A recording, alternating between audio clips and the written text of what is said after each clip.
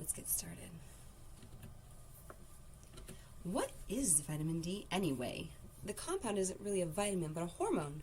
Just like estrogen or testosterone, this compound is essential for a healthy body. The active form is D3. Our bodies need to soak up UVB rays in order to make it in ourselves. In an excerpt from Nature.com, vitamin D3 is a prototypical secosteroid, a type of steroid with a broken ring, which originates from cholesterol, as do all steroid hormones. Look at this little model over here on the side of the screen, where the arrow is pointing, is that broken ring that we're referring to. There are some foods that have vitamin D in them, though they're not enough on their own to be a supplement in their own right, but they do help. These foods include salmon, mushrooms, especially those grown with some sunlight, liver, and eggs. Some frequently asked questions. Why do we recommend D3 here at IHC? This is another quote from a study published on Nature.com. D3 modulates the innate immune response against pathogens and invading microorganisms, downregulates the inflammatory response, and supports the adaptive arm of the immune system. How common is a vitamin D deficiency? Unfortunately, it's very common and can occur in anyone.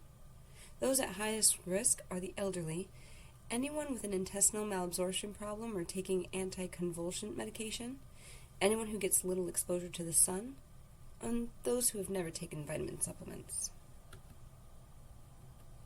How do I get vitamin D? The answer varies by age and location. In children, exposure to the sun with normal outdoor activities is usually enough. We'll get to that a little later. In more northern and southern areas of the globe, when the UVB does not penetrate the atmosphere during wintertime, it is important to supplement. There are only a few natural food sources with high levels of vitamin D, like the ones we talked about in the last slide, but the primary ones are in fish oils.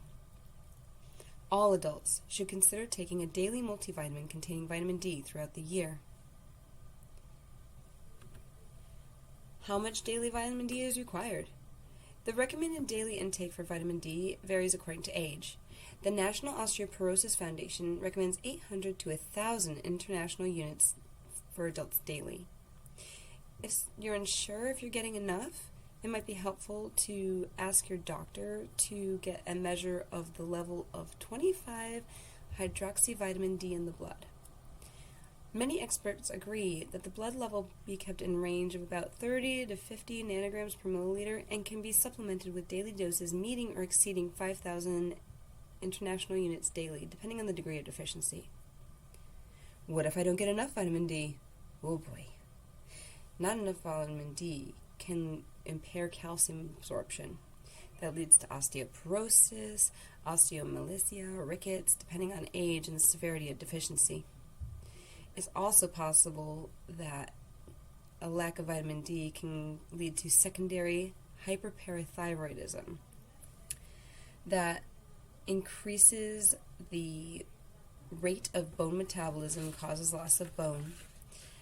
But in addition to that, it also increases risk of kidney stones, heart disease, inflammation of the pancreas, increased stomach acid, which may lead to ulcers, and issues with thinking, ranging from confusion to coma, depending on the severity and other risk factors that result in an internal crisis. Specifically in the elderly, reduced muscle strength and increased risk of falling correlate with not getting enough vitamin D. And for everybody, it's possible that there is an increased risk of some cancers with a vitamin D deficiency. So vitamin D is very important to stay on top of. This graphic was taken from one of the studies that I referenced in the last slide. It gives you a graphic description of how sunlight is absorbed by the skin and then converted to vitamin D and how it moves through our system. Just take some time to take a good look at that one. The study materials are published over here for if we have access to this actual PowerPoint, that will be available. Recent research indicates that vitamin D stimulates antimicrobial activity and thus may mitigate certain types of infections.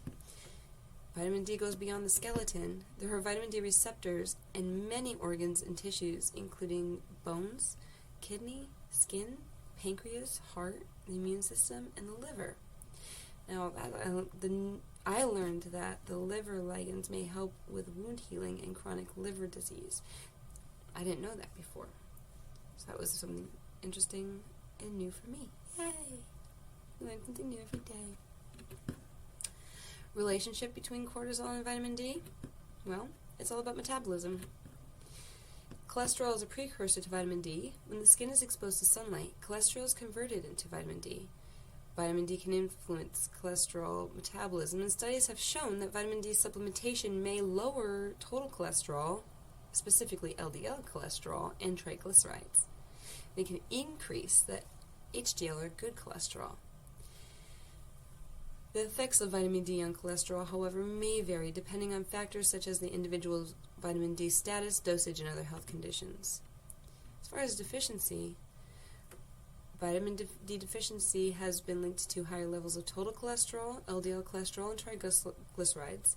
This is because vitamin D is essential for the proper metabolism of cholesterol.